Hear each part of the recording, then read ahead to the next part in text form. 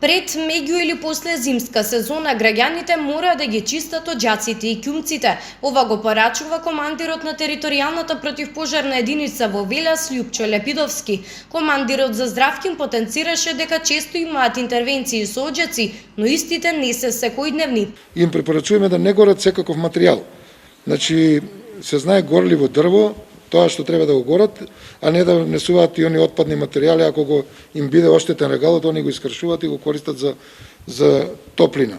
Тоа е едниот дел каде што треба превентивно они сами да делуваат. Додека пак другиот важен дел кој што треба да го направат граѓаните е честа проверка на електричните уреди, каде што во текот на цела година при самото излекување со своите деца, со внуците, тие штекови може да се разлаваат. При самото тоа жицата шмелцува, при нивна отсутност може да дојде до несакана ситуација и плинските уреди, каде што гледаме големи катастрофи се случуваат при експлозија на плинска боца, каде што поместувањето на самата боца при полнење, при враќање од бензинска помпа која враќаат недобро заштрафена и треба проверување со сапуница дали диши самата боца или не е добро заштрафена. Лепидовски вели дека едно мало невнимание може да доведе до експлозија или пак други последици. Со ова невнимание се создава работа и за пожарникарите. Па како што рече командирот, подобро е граѓаните да бидат едуцирани отколку да се доведе до тешки последици. Пандемијата од коронавирусот доста им помогнала на пожарникарите,